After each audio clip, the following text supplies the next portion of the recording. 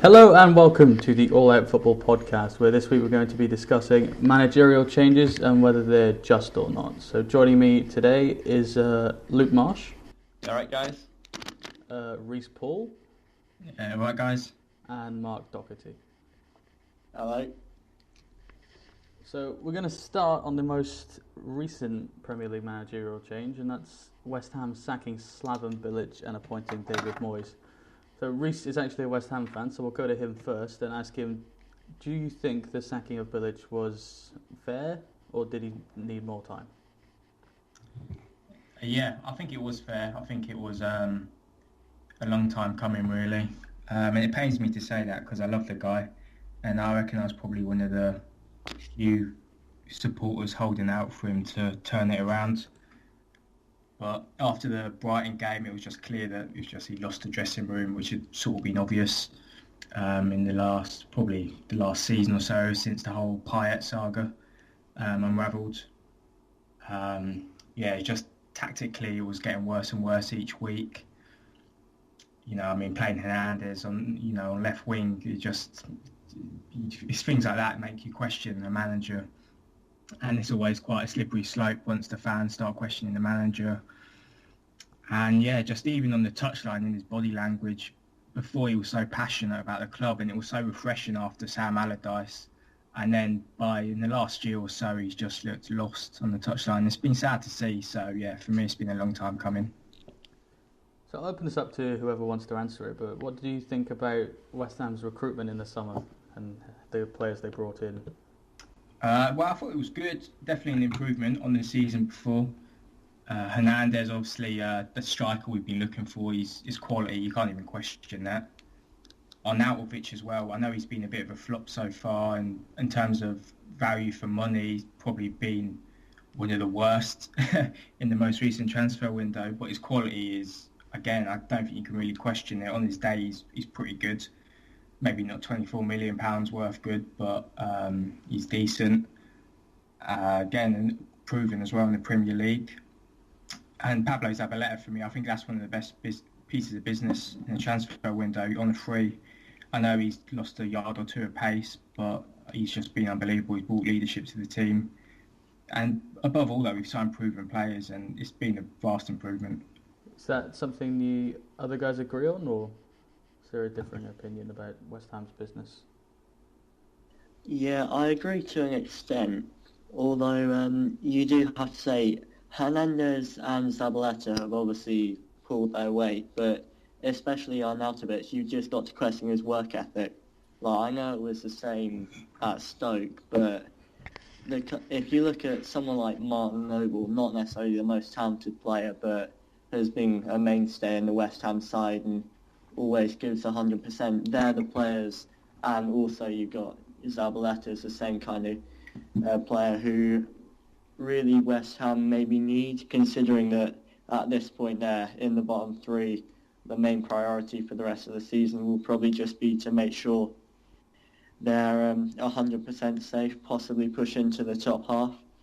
But if all the players like Arnautovic can sort of get their attitudes right, then I think that will go a long way to West Ham showing improvement. Obviously, West Ham have been an unstable club for a long time now. Do you think the problems stem beyond the players and the manager, and really if it's more in the boardroom where the problems lie? Oh, definitely, yeah. As I say, Bilic, him being sacked is just scratching the surface, and I think he's been made the scapegoat. For me, it starts on the pitch. The players just haven't been good enough, and I think they've chucked their manager under the bus a little bit. And then, obviously, Bilic himself isn't blameless. But, as you say, it does go further up than that, and it is with the board. I think they lack ambition. I think they are too concerned with making a profit out of the club, which, unfortunately, in today's game, it's so easy to make money out of a football club, especially a football club playing in the top tier, because there's so much money in TV. And just in everything, you look at modern football now, there's so much money there, so it's so easy to churn a profit. And they're not decisive enough. Bilic maybe should have gone sooner. They're too outspoken. I can't see any redeeming factors in David Gold. David Sullivan or Karen Brady. I'd like to know what you guys think, obviously being more neutral than that. Obviously, there's a lot of frustrations at my end. Marsh, what are your views on it? Just getting like a comment on Bilic in particular, like whether it was fair or not. I think it was fair. I think last season with moving to the new ground and things, I thought that was a bit understandable with the position that they were in because it's all about adapting. But the second season and like this season in particular, I think Bilic himself, let alone West Ham, needed a strong start to kick on and sort of show that the move was the right way to go about things and show that West Ham can be, because the potential is there, but to show that West Ham could be like, that top 7, top 6 club, but it just hasn't happened, and I don't think it's all Bilic's fault. I think a lot of the blame lies with the players. I mean, particularly I'm looking at Aaron Cresswell, who came out after the thumping off Liverpool and said that the players actually let them down. I mean, to come out and say that is one thing, but you've got short on the pitch, and I think I was watching the highlights of that game, and I was looking at Bilic, and he did look a bit lost. So I think it was the right decision. But yeah, I think the sacking of Bilic is just papers over the cracks really, because it's Cam Brady in particular. Like, she doesn't. I don't know if they've invested like a lot of money into West Ham, but they just don't seem to have the right intentions there. It's all about like putting a franchise on the club, and I don't know. Like, it's difficult to see where the club's actually heading, if that makes sense. Yeah, I understand. Rhys, do you think the club and the fans are still really missing Upton Park, and it's still a struggle to settle into the Olympic Stadium or the London Stadium? Yeah, losing Upton Park is something that's going to take a while to get over. But I think it goes further than just it being a change of home. It's about the fact that we've now moved to London Stadium, and suddenly the club is just being transformed into something completely different from what it was in 2016. Change of badge, just change of, just your match day. Yeah, just what you do on the match day. That's just changed for everybody now. People are getting used to it. I think more people have adapted to the stadium, but it's more, with the new move, it's come with a higher expectation that it was supposed to transform us into a top 6, even pushing Champions League club. And I think the issue with that is that people suddenly thought that once we move stadium, that will come immediately, especially following what was a great last season at Upton Park. And I think even the Bull believed that as well. But the reality is there's still a lot of work to do before we can actually challenge at a higher level than just simply, changing where we play football every other week. Do you think it's a case? Yeah, sorry, Mark, go on, mate. Yeah, I'd agree with that, Rhys. Yeah, and also going back to your previous point, like, you can't expect change straight away. Like you were saying about the boardroom not being decisive enough, and like a lot of it is timing. Because at this point, when they eventually did sack Bilic, they ended up with David Moyes to replace him. And I don't think you would, if you'd asked many West Ham fans before the appointment, I don't think he'd have been their first choice. Possibly even they'd have preferred to keep Bilic for a bit longer. Maybe if they'd made the sacking earlier, they might have got a bigger name, or if they'd held on for a little bit, then a bigger name might have become available. So I think it's a massive. People say there's an element of stability in appointing Moyes. They want a bit of, it's guaranteed survival and whatnot. But I think it's a massive gamble myself. The past 3 jobs he's had, it's been a massive disaster for him. So I don't know, like if you were to appoint someone, Rhys, who would you have went for personally? Because I know Moyes would fair to say, wouldn't have been your first choice. Yeah, Moyes definitely would have been my first choice. I still sort of in a bit of disbelief about the fact he's actually our manager still.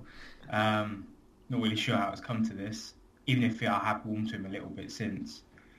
First choice, it's difficult. I think being where we are in the season, it's difficult to attract a big name. I think Thomas Tuchel's been chucked around a little bit by our fans, and I think it would be a good fit, but whether he would actually want to come to us is another thing. But for a manager who will come in and immediately turn it around, I think I'll go for Alan Pardew, to be perfectly honest. Just because he instantly has an impact at the clubs he's been to. Ex-manager at West Ham as well. I don't think he's completely burned his bridges at West Ham like perhaps he did at Crystal Palace and Newcastle. I mean, you're probably going to laugh at the fact Alan Pardew, but... Well, he got, FA Cup finals, didn't he? So... Well, yeah, exactly. I mean, when he got sacked, it was, again, what he did at every other club. He just faded. He just didn't have that same impact. But if you're talking just a 6-month contract, I don't see any harm in Alan Pardew, but they've gone for David Moyes, and I suppose we'll see how that works out. Would you not have went for Big Sam again, just to get back and get that bit of stability there? No, I don't know. Would I rather have relegation than Big Sam? It's a tough one. But just, I can't stand Big Sam. He's just so arrogant. For a manager who's not actually achieved anything in his career, yeah, I just don't like the guy, so... Yeah, so you're satisfied with Moyes then? Not satisfied, really. You'll take it? Yeah, as I say, at the moment he's doing all the right things. I mean, I know you can't really read too much into like Snapchats of like training sessions, but he looks like he's getting the players in shape, and there just seems a bit more intensity there. Obviously, maybe I'm reading too much into that, but I don't know. So far, he's doing all the right things, but I suppose we'll get a better indication against Watford on Sunday. So if you just talk about Moyes for a minute. He's failed at Manchester United, he's failed at Real Sociedad, and he's failed at Sunderland. Can you understand why the board would go for someone with that kind of track record of late? I think he's just living off his Everton days, and that's fairly obvious. Which, yeah, it is fair enough because I would say he accomplished a lot there, but he made Everton the top 7 club. They were there every season. In fact, they were in the Champions League at one point, I think, as well. So I think that's what the board want West Ham to be, and that's their aim, hopefully. So I can see the reason behind it, but for me, it's a big gamble. Yeah, I think that's spot on. That's exactly what I was about to say, that he's still living off the Everton days, which is remarkable given that he's failed his last 3 jobs. Again, I mean, he did a good job at Preston before Everton as well. But then it's so difficult to rate him. I think at Sunderland, again, you probably know more about this being a local boy, Marsh, but at Sunderland, he almost seemed to accept where they were going and didn't really seem inclined to do anything about it. It's just the fact that he I don't know, he sort of... That Sunderland job was, like you said, it was a bit of a poison chalice, but there was that bit, after Big Sam's miraculous performance to keep them up, there was a bit of hope there that something could maybe survive. And the fact that Moyes came in and sort of said, oh, well, we're basically going to get relegated this season, it was like, oh, well, that's that then. I think that was an element of why they finished rock bottom last season. It was his attitude more than anything. Mm. So if you look at Moyes' old club, Everton, they're obviously without a manager, permanent manager. They've got David Unsworth in as caretaker. Do you think it's dangerous to carry on with no permanent manager? Because they just had a 2-week break where they could have appointed someone and no one's come in. Well, I'd say, again, timing is pretty crucial because I think some clubs maybe appoint managers out of panic because they feel that it's dangerous not to have a permanent manager. But I wouldn't necessarily agree with keeping Unsworth long term, but I wouldn't agree with appointing someone for the sake of appointing someone. So if they don't feel that there's a suitable replacement for Koeman out there right now, then I can certainly understand why they prefer to wait than to just appoint someone who maybe doesn't deserve the job. And of potential replacements, who do you think would be the best replacement? Really, Marco Silva, Sean Dyche, are names that have been thrown around. Well, I don't think either of those two should go for the job. I think they've both got good things going on at Watford and Burnley. My choice would be Frank de Boer. I reckon with the squad Everton have, I reckon he could do a good job there, but whether he would have an immediate impact is another thing. Yeah, I completely agree with what you're saying about Marco Silva and Sean Dyche, because it's such a risky business to move clubs, especially when you're enjoying success where you are at the moment. Because if you actually just look at Moyes, like he was on the up at Everton, moved clubs to obviously a much bigger club, but even so moved clubs, and his career's just spiralled from there. So I think maybe it would be wise for Dyche and Marco Silva not to risk that happening to them until the time's right. Yeah. Well, I mean, do you guys think that Marco Silva actually deserves the Everton job?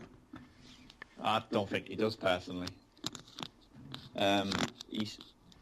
I think it would be unfair to say that he got relegated last season with Hull, because I think it would be fair to say that they were always destined to go down with obviously what's going on behind the scenes there. But he's been at Watford for 3 months now, and fair enough, they've had a good start, but he's not exactly proved himself, has he? So to get the Everton job when there's managers out there that do deserve the job, e.g. Sean Dyche, I think that would be a bit of a gamble as well to a point to go for him, which I think they've already made an approach for him. Actually, I'm not too sure about that. Well, if you look at Sean Dyche, he has the perfect blueprint, really. And Owen Coyle, the old Burnley manager, he went to Bolton, and that didn't exactly work out for him. He's managing in America now, I believe. Oh yeah, God, he is. Yeah, I forgot about that. Yeah, I mean, I think Sean Dyche is waiting for the West Ham job, but I mean, maybe that's just me. I mean, I think Sean Dyche is a bit like Eddie Howe at Bournemouth. I think he's just a perfect fit for Burnley, and there's so much stability at Burnley, and they just seem to be going in the right direction. I mean, they're not going to be, European contenders, but obviously they're doing pretty well this season. They're not going to suddenly be up there challenging, but gradually they're establishing themselves as a Premier League club, and I don't see why he would walk away from that, where he's got a whole fan base behind him and probably worship the ground he walks on at the moment for what he's done for them. Is there a different issue with guys like Dyche and Silva, where if they take Burnley and Watford to 7th and 8th in the Premier League, is that as far as a club of that size can be taken, given the size and the financial power of the top 6? I think short term, yeah. Like realistically, it takes a long time to establish yourself in the top 6. If you look at the current top 6, you'd probably say that they are the 6 biggest clubs in the league. So, I mean, it's not going to happen overnight. Like for Watford, you can't appoint Marco Silva at the start of this season, end of last season, whenever it was, and expect him to break in straight away. But possibly in time, Watford or Burnley or a team like that might be able to break in for a season or two, and if they get some consistency, maybe end up establishing themselves. So is that the concern at a club like West Ham as well? Because you say the move to the London Stadium was to try and establish themselves as a Champions League club. How long would it take for a club like West Ham to get to that kind of level? I feel that with West Ham it's difficult because obviously we're not a huge club, but at the same time I don't think we're that far off Everton. But then 1 week we can go from being one of the best, well not one of the best in the league, but certainly giving anybody a good run, and then the other week we can go to being the worst team in the league. So I think it's difficult to pinpoint whereabouts we are in that sort of development. Realistically, I would say it's so difficult because I feel that any team outside of the top 6 is so close between those teams now. It's so competitive. Yeah, so if we look in the rest of the Premier League with managers potentially looking at the exit door, the likes of Tony Pulis at West Brom, you see some abuse from his own fans, sitting 16th in the league and on a terrible run of form. Do you think he should be concerned for his job? Well, I mean, West Brom, I'm probably going to get abused for this, but they're not a huge club. And as a Portsmouth fan, I would warn, be careful what you wish for. Because you might think 16th in the Premier League, don't play the nicest football, it's not brilliant, but if you compare that to spending 3 years travelling to Hartlepool each week, you start you start to wish you were watching hoofball against Man United again. So Really? for West Brom to be had to be done. But yeah, for West Brom to be turning on their own manager in the position they're in, I think pretty stupid. They're sort of metaphorically speaking, they're sort of stuck in the mud, West Brom, aren't they? They can't. They had a good season last season. Realistically speaking, they've probably already hit the heights that they can achieve, really. So, do they stick with them or? Well, West Brom, obviously they took Pulis from Stoke. You look at Stoke, the finishes when they've got Mark Hughes now are not that different to when they had Tony Pulis. They just play a bit better football. So even if West Brom were to get rid of Pulis, it's not necessarily going to take them further. Is that something you'd agree with? Yeah, definitely. I think with Pulis, you know what you're going to get with him. And the only reason I can see them getting rid of Pulis, because obviously the football's never been great and he's always had that criticism from his own fans, is if you're going to sack him now, it's because the results aren't going your way and you're worried that you might actually go down with him. But then who would you possibly bring in?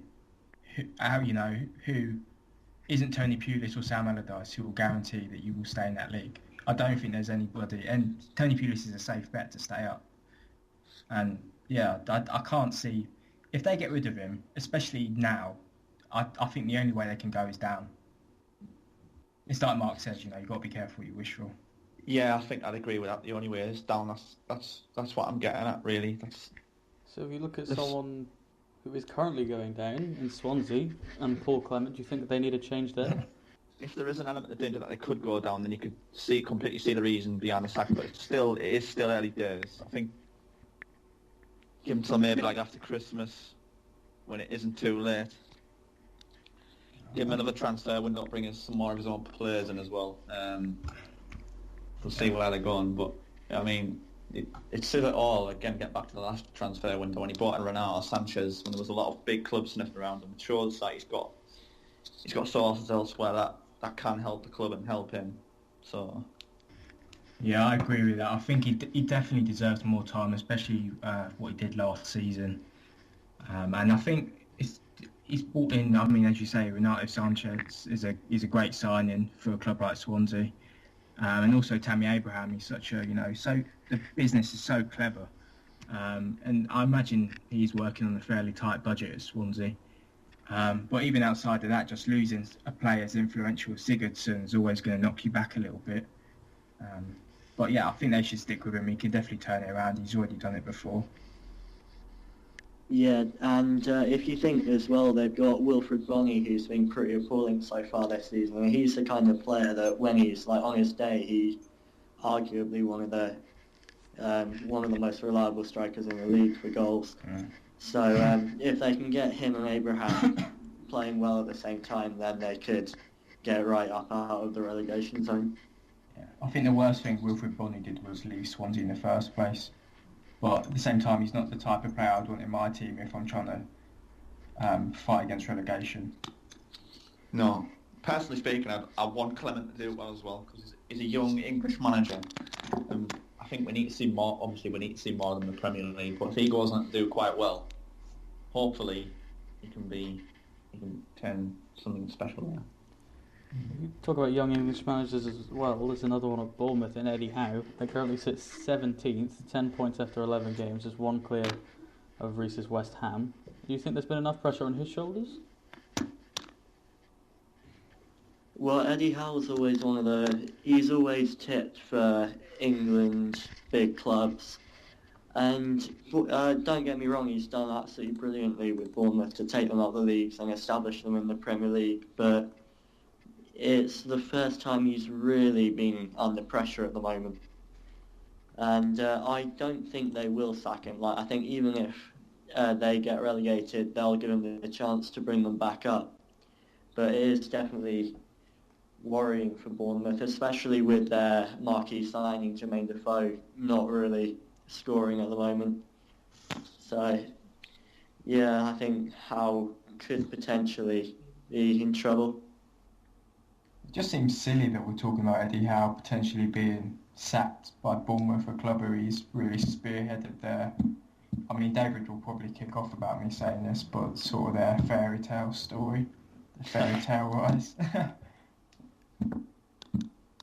Yeah, it's almost like Eddie Howe's job's took for granted, really, isn't it? It's almost unthinkable to imagine that he'd actually get sacked because of what he's done there. It's a little Bournemouth in the Premier League, but it's got to be a point where Bournemouth sort of stabilise themselves in the Premier League, and where do they kick on? Do they stick with him if they don't feel like they're getting anywhere? Or I think with Eddie Howe's the type of manager, if he got sacked from Bournemouth, he'd still go on to bigger and better things.